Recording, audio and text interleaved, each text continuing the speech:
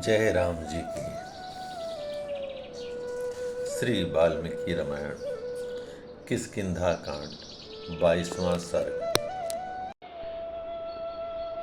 तारा का विलाप।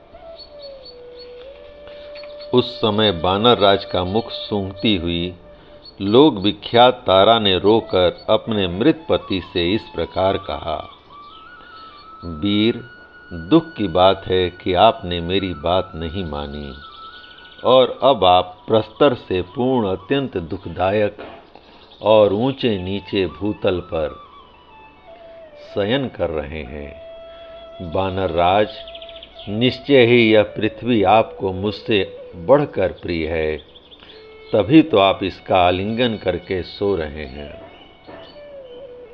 और मुझसे बात तक नहीं करते। वीर, साहसपूर्ण कार्यों से प्रेम रखने वाले बानर राज, यह श्री राम रूपी विधाता सुग्रीव के बस में हो गया है, यह बड़े आश्चर्य की बात है। अतः अब इस राज्य पर सुग्रीव ही पराक्रमी राजा के रूप में आसीन होंगे।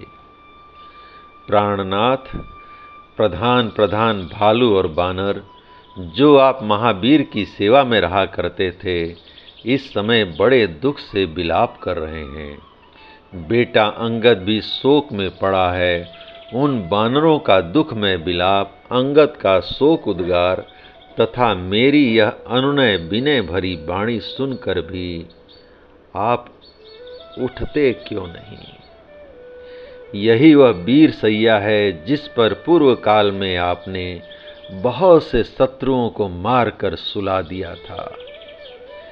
किंतु आज विशुद्ध सत्व भीजन प्रियतम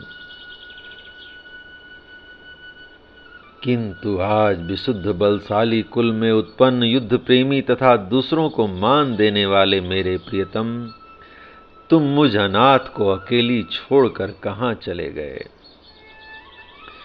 निश्चय ही बुद्धिमान पुरुष को चाहिए कि वह अपनी कन्या किसी सूरवीर के हाथ में न दें। देखो, मैं सूरवीर की पत्नी होने के कारण तत्काल विधवा बना दी गई और इस प्रकार सर्वथा मारी गई। राजरानी होने का जो मेरा अभिमान था वह भंग हो गया। नित्य निरंतर सुख पाने की मेरी आशा नष्ट हो गई तथा मैं अगाध एवं विशाल शोक समुद्र में डूब गई। निश्चय ही यह मेरा कठोर हृदय लोहे का बना हुआ है, तभी तो अपने स्वामी को मारा गया देखकर इसके सैकड़ों टुकड़े नहीं हो जाते। हाय, जो मेरे सुहृद स्वामी और स्वभाव से ही प्रिय थे तथा संग्राम में महान पराक्रम प्रकट करने वाले सूरवीर थे, वे संसार से चल बसे। पतिहीन नारी भले ही पुत्रवती एवं धन धान्य से समृद्ध हो, किंतु लोग उसे विधवा ही कहते हैं। वीर, अपने ही शरीर से प्रकट हुई रक्त राशि में आप उसी तरह शयन करते हैं जैसे पहले इंद्रगोप नामक कीड़े के से रंग वाले बिछौने से युक्त अपने पलंग पर सोया करते थे। बानर श्रेष्ठ, आपका सारा शरीर धूल और रक्त से लथपथ हो रहा है, इसलिए मैं अपनी दोनों भुजाओं से आपका आलिंगन नहीं कर पाती। इस अत्यंत भयंकर बैर में आज सुग्रीव कृत्य हो गए। श्री राम के छोड़े हुए एक ही बाण ने उनका सारा भय हर लिया। आपकी छाती में जो बाण धंसा हुआ है, वह मुझे आपके शरीर का आलिंगन करने से रोक रहा है। इस कारण आपकी मृत्यु हो जाने पर भी मैं चुपचाप देख रही हूँ, आपको हृदय से लगा नहीं पा रही। उस समय नील ने बाली के शरीर में धंसे हुए उस बाण को निकाल दिया, मानो पर्वत की कंदरा में छिपे हुए प्रज्वलित मुख वाले विषधर सर्प को वहां से निकाला गया हो। बाली के शरीर से निकाले जाते हुए उस बाण की कांति अस्ताचल के शिखर पर अवरुद्ध किरणों वाले सूर्य की प्रभा के समान जान पड़ती थी।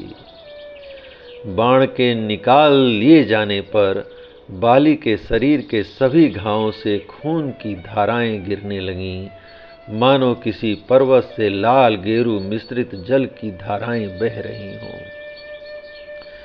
बाली का शरीर रणभूमि की धूल से भर गया। उस समय तारा बाण से आहत हुए अपने सूरवीर स्वामी के उस शरीर को पोंछती हुई उन्हें नेत्रों के अश्रु जल से सींचने लगी। अपने मारे गए पति के सारे अंगों को रक्त से भीगा हुआ देख बाली पत्नी तारा ने अपने भूरे नेत्र वाले पुत्र अंगद से कहा, बेटा देखो, तुम्हारे पिता की अंतिम अवस्था कितनी भयंकर है। ये इस समय पूर्व पाप के कारण प्राप्त हुए बैर से पार हो चुके हैं। बस प्रातः काल के सूर्य की भांति अरुण गौर शरीर वाले तुम्हारे पिता राजा बाली अब यमलोक को जा पहुँचे। ये तुम्हें बड़ा आदर देते थे, तुम इनके चरणों में प्रणाम करो।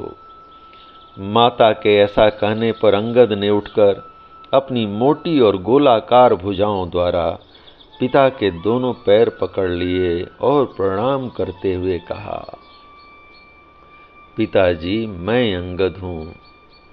तब तारा फिर कहने लगी, प्राणनाथ कुमार अंगद पहले की ही भांति आज भी आपके चरणों में प्रणाम करता है, किंतु आप इसे चिरंजीवी रहो बेटा ऐसा कहकर आशीर्वाद क्यों नहीं देते हैं।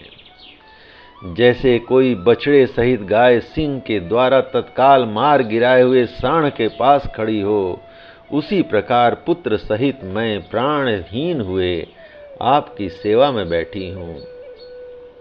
आपने युद्ध रूपी यज्ञ का अनुष्ठान करके श्री राम के बाण रूपी जल से मुझ पत्नी के बिना अकेले ही अभृत स्नान कैसे कर लिया।